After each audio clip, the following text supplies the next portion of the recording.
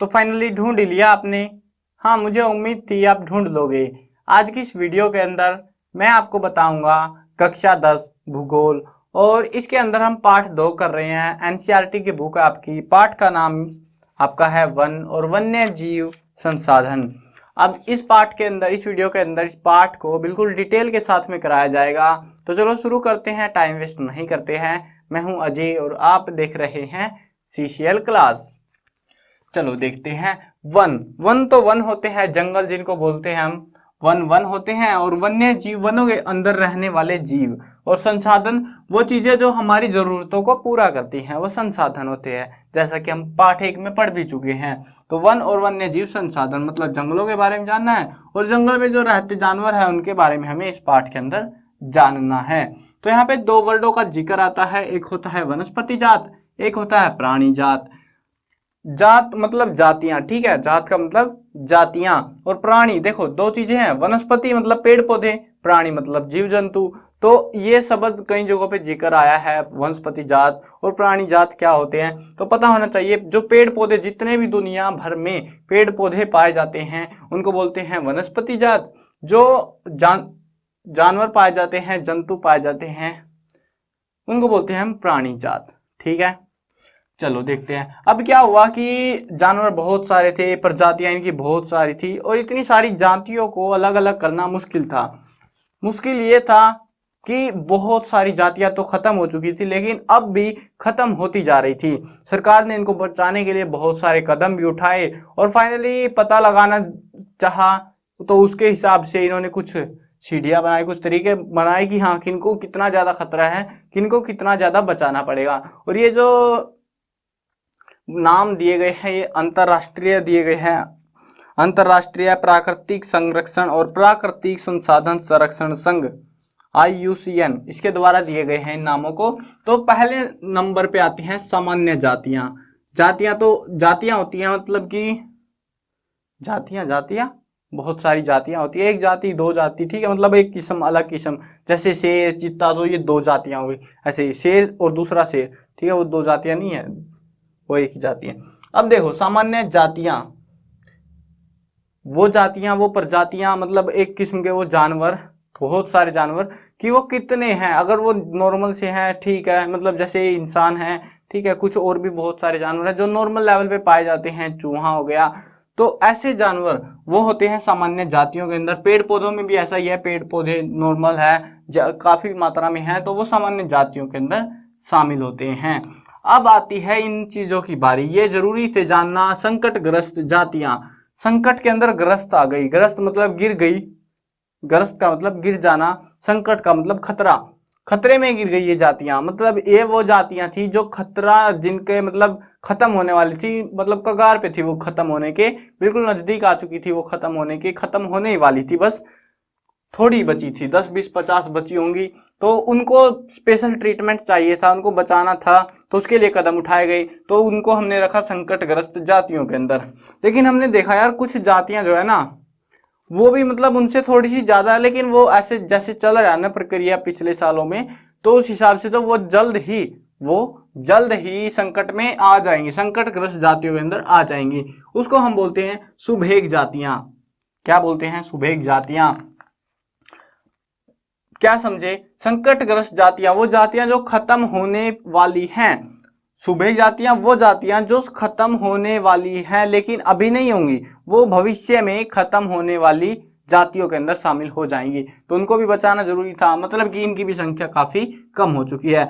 दुर्लभ जातियां, अब ये वो जातियां हैं, दुर्लभ जातियां जो मिलती नहीं है, मुश्किल से मिलती है, ढूंढ ढूंढ के थक जाओ मिलेगी नहीं, बहुत रेयर मिलती है। अब इनके उदाहरण यार भूल गया मैं आपको बताने, उदाहरण भी बताता हूँ। संकटग्रस्त जातियां, इसमें जैसे कि भारत का जंगली गधा, भारत का जंगली गधा, उसके अलावा मगरमच्छ, तो ये वो जातियां हैं जो खत्म होने वाली है, बहुत ही थोड़ी बहुत बची हुई है। वो कौन सी है? संकटग्रस्त। 2 उदाहरण बता दिए, भारत का जंगली गधा, उसके अलावा मगरमच्छ। अब सुभेग जातियां, अब ये वो जातियां थी जो खत्म होने वाली ही थी, बस बची हुई है थोड़ी सी। और इसके जो उदाहरण है वो है नीली भेड़, एशियाई हाथी और गंगा नदी की डॉल्फिन। ठीक है, ये वो जातियां हैं जो जल्द ही भविष्य में खत्म होने वाली जातियों में शामिल हो जाएंगी। अब आती हैं दुर्लभ जातियां, जैसे कि भूरा भालू, हिमालयन भूरा भालू, हिमालय का भूरा भालू, तो वो जो है बहुत ही दुर्लभ जाति है, मिलती नहीं है। सफेद भालू मिल जाएगा, काला भालू मिल जाएगा, भूरा भालू नहीं मिलेगा आपको जल्दी से, ठीक है। तो उसके अलावा शायद वही है बस, और कुछ ज्यादा उदाहरण नहीं है इसमें। अगला आता है स्थानिक जातियां। स्थानिक जातियां होती है एक किस्म की जाति, कोई भी अलग किस्म की, वो एक ही एरिया में पाई जाएंगी, एक ही जगह पे पाई जाएंगी, एक ही क्षेत्रफल में, थोड़े से इलाके में पाई जाती हैं। मतलब देखो नाम से पता लग रहा है ना, स्थान का जिक्र आ गया, मतलब एक स्थान में पाई जाएंगी, वो ऐसा नहीं है किधर भी मिल जाएंगी, एक पार्टिकुलर जगह पे पाई जाएगी, तो उसको हम बोलेंगे स्थानिक जातियां। उदाहरण के लिए समझना है, अंडमान निकोबार, अंडमान का पिजन, ठीक है, मतलब कबूतर जिसको बोलते हैं। तो यहाँ पे देखते हैं क्या है, निकोबारी कबूतर, अंडमानी टील, अंडमानी जंगली सूअर, ठीक है। और इसके अलावा आप देखोगे तो जैसे कंगारू है ऑस्ट्रेलिया में, तो वो सारे क्या है, वो स्थानिक जातियां ही तो हैं। अगर लास्ट आती हैं लुप्त जातियां। जातियां बहुत सारी थी, दंगे हो गए, पता नहीं क्या किया इंसानों के, दंगे तो हुए, जानवरों को भी मार दिया इंसानों ने, और वो आज के समय में वो खत्म हो चुकी हैं। लुप्त जातियां वो जातियां जो खत्म हो चुकी हैं, कोई नहीं बचा भाई अब उनको देखने वाला, कुछ नहीं बचा, उनका अस्तित्व तक नहीं बचा, तो वो हो चुकी है लुप्त, तो उनको बोलते हैं वो खत्म हो चुकी है, तो उनको लुप्त जातियां बोलते हैं। उदाहरण के लिए हाँ डायनासोर, बिल्कुल सही सोचा तुमने, डायनासोर। इसके अलावा जो है अभी फिलहाल में ही एशियाई चीता जो है वो खत्म हो गया। अब एशियाई चीता क्या था ना, उसकी जो आंखें थी, आपने वो वीडियो वगैरह फुटेज थी, अभी रिसेंटली खत्म हुआ, वो ज्यादा टाइम नहीं हुआ, मतलब आज कल में नहीं, मतलब 1-2 साल हुआ, ज्यादा टाइम नहीं हुआ बीता उसको खत्म हुए। तो कुछ एक प्रजाति बची हुई थी, कुछ एक मतलब इक्का दुक्का बचा हुआ था, वो भी खत्म हो गया अब तो उसमें क्या होता है, उसकी जो आंखें हैं यहाँ से जैसे आंसू निकलते हैं ना, वो देखा होगा, वो फुटेज भी वायरल हो गई थी। तो उसमें जो है ना यहाँ पे ऐसे निकल के धारियां सी और मुंह तक आती है वो, तो जैसे रोता है कोई भी जानवर, उस टाइप से की धारियां, काली सी धारियां आंखों में थी। और ये सबसे तेज रनर था, भागने वाला जानवर था, जो कि खत्म हो चुका है। कौन सा? एशियाई चीता। चलो आगे देखते हैं। अब आगे जो है ना क्या हुआ, भारत के अंदर बहुत बड़े पंगे हुए, दुनिया भर के जंगलों को तबाह किया गया, लेकिन उनके पीछे का कारण लोगों ने सोचा क्या क्या कारण हो सकते हैं, मतलब जंगलों को बचाना था तो कुछ पहले देखना पड़ेगा ना, क्या कारण है उसके, जो वो उन चीजों को खत्म करे, जंगल तबाह हो रहे हैं। तो पता लगा कि खेती कर रहे हैं लोग, खेती को बढ़ाने के चक्कर में जंगलों को तबाह किए जा रहे हैं, शहर बसाने हैं, सड़कें लानी है, सबके चक्कर में। लेकिन बवाल तो तब मच गया जब पता लगा कि जो प्रोजेक्ट होते हैं ना, बड़े बड़े प्रोजेक्ट, जैसे कि भारत के अंदर भी कई सारे डैम बनाए गए, तो उन डैम को बनाने में जो काफी बड़ा इलाका यूज किया गया, क्योंकि डैम ऐसा नहीं होता, डैम का अगर आपको नहीं पता, बांध, ठीक है, बांध, डैम बोल रहा हूँ मैं इंग्लिश में, तो कोई बात नहीं, हो जाती है यार कभी कभी, इंग्लिश में मैंने पढ़ी हुई है, हिंदी में जो है ना हो जाता है कभी खुला। तो देखो क्या होता है, बांध जो है ना, बांध जब बनता है तो बांध ऐसा नहीं होता, यहाँ पे मान के चलो इतने में बांध बना हुआ ना, इतने में, तो ये तो सिर्फ उसका नमूना है, जो पानी है ना वो यहाँ पे इतने बड़े इलाके में भरा जाएगा आपका, तब जाके ये छोटा सा बांध आपका बनेगा। और अब इतना बड़ा इलाका जो भर दिया पानी का, तो यहाँ पे कुछ नहीं होगा, पानी है तो कुछ नहीं होगा, फिर बाढ़, मतलब बाढ़ भी क्या बोले, बहुत ऊंचाई तक पानी भरा जाता है इसको। अब इतना ज्यादा पानी भरा जाएगा तो पेड़ तो बचेगा नहीं ना, जानवर बचेंगे वहां पे, तो इस वजह से भी जंगल खत्म हो रहे हैं। बहुत सारे प्रोजेक्ट लाए गए, और एक प्रोजेक्ट काफी बड़ा था जिसके तहत जो है ना, यहाँ पे रुको 1 मिनट देख के बताता हूँ आपको। हाँ ये आया था 1952 के अंदर। कब आया था? 1952 के अंदर, जो कि यार बताने जरूरी होती है सारी चीजें, अगर स्किप करेंगे तो यार फिर क्या ही पढ़ पाएंगे हम, क्या कैसे क्वेश्चंस को सोल्व कर पाएंगे। 1952 की बात है, काफी टाइम पहले की है ना, बहुत साल हो गया इसको तो। 1952 की बात है, नदी घाटी परियोजनाओं के कारण, क्या नाम है? नदी घाटी परियोजना, ठीक है, नदी घाटी परियोजनाओं के कारण 5000 वर्ग किलोमीटर के से अधिक वन क्षेत्रों को साफ करना पड़ा, ताकि वहां पे बांध बनाया जा सके। वैसे ही मध्य प्रदेश में 4 लाख हेक्टेयर से अधिक वन क्षेत्र नर्मदा सागर परियोजना में पूर्ण हो जाने से जलमग्न हो जाएगा। मतलब अभी वो पूरा नहीं हुआ, पता नहीं कब लिखी थी इन्होंने, तो पता नहीं हुआ भी नहीं, मेरे को भी नहीं पता अभी, लेकिन अगर वो पूरा होता है तो 4 लाख हेक्टेयर की जमीन, वहां पे जो जंगल है वो भी डूब जाएगा, वो खत्म हो जाएगा। 4000 हेक्टेयर, हेक्टेयर होता है, गांव में रहते होगे पता होगा, 1 किला, ठीक है, 1 किले को हम 1 हेक्टेयर बोलते हैं, तो 4 लाख किले खत्म हो जाएंगे, मतलब काफी बड़ा इलाका खत्म हो जाएगा। वैसे ही बहुत सारे हैं, और इसमें जो रहते हैं, जो उस क्षेत्र में जातियां रहती हैं, पेड़ पौधे जीव जंतु, तो वो सारे तबाह हो जाते हैं। ये बड़ा कारण है। उसके अलावा कुछ लोगों का ये भी मानना है कि जो घास चराते हैं वहाँ पे रहने वाले लोग, और वहाँ जंगलों से लकड़ियाँ तोड़ तोड़ के लाते हैं, तो वो भी जंगल को तबाह कर रहे हैं, लेकिन असल में नहीं है। असल में जब उनको घास चराते हैं तो वो फिर से उगाती है, लेकिन अगर इन्होंने पानी में डुबा दिया, खेती करनी शुरू कर दी, तो वहाँ पे दोबारा कुछ नहीं होता, वहाँ पे वो जंगल दोबारा नहीं बन सकता। ठीक है, तो लेकिन ये एक गलत कारण लोगों के मन में बैठा हुआ है कि हाँ, लकड़ी तोड़ने पेड़ों से और जंगल में चराने की वजह से भी जंगल खत्म होते हैं, ऐसा कुछ नहीं होता। तो आगे देखते हैं, भारत में वन और वन्य जीव का संरक्षण। भारत के अंदर वन और वन्य जीवों को बचाना, तो यहाँ पे एक कानून लाया गया 1972 के अंदर। ये क्वेश्चन आता है, पेपरों में आता है, ये वाले पेपरों में भी आता है। उसके अलावा अगर आप सरकारी नौकरी की तैयारी करते हो तो वहाँ पे भी ये क्वेश्चन कई बार आया हुआ है। अलग अलग जो भी उनके है पैटर्न, जो भी है, जहाँ भी है, कई भर्तियों में आया हुआ है ये। तो इसमें क्या है, पर्सन है, मतलब भारतीय वन्य जीवन रक्षण अधिनियम, भारतीय वन्य जीवन रक्षण अधिनियम मतलब कानून, ये आया था 1972 में। बस इतना ही पूछा जाता है, ये कब आया था, 1972 में आया था। अब इसके बारे में थोड़ा सा बता देता हूँ। भारतीय वन्यजीव रक्षण अधिनियम, इसमें क्या होता है, 1972 में इसको लाया गया, और ये इसके तहत जंगलों के अंदर जंगलों को 3 हिस्सों में बांटा गया था, आरक्षित वन, रक्षित वन और अवर्गीकृत वन। इन वनों के अवर्गीकृत को छोड़ के रक्षित और आरक्षित वन में शिकार पर पाबंदी लगा दी गई, शिकार नहीं किया जाएगा बिल्कुल भी, और शिकार करने वाले को सजा मिलेगी। ठीक है, तो ये था। तो इस कार्यक्रम के तहत संकटग्रस्त जातियों के बचाव पर भी ध्यान दिया गया, शिकार प्रतिबंधन पर और वन्य जीव आवासों का कानूनी रक्षण, जंगली जानवरों के व्यापार पर रोक, तस्करी करते हैं ना लोग, तो उस पर भी पाबंदी लगा दी गई। किसके तहत, 1972 में आए कानून भारतीय वन्य जीवन रक्षण अधिनियम के तहत बंद कर दिया गया। अब देखते हैं यहाँ पे जंगलों के बारे में, उनका वितरण कैसे है वो। तो यहाँ पे जो जंगल है, वन है, वो 3 तरीके के होते हैं। एक होता है आरक्षित वन, एक होता है रक्षित वन, एक अवर्गीकृत वन। अगर आप इस रक्षित वन को ध्यान से देखो तो यहाँ पे आ को हटा दो, रक्षित वन सेम हो गया ना, तो मतलब ये भी सेम से ही है, ज्यादा फर्क नहीं है।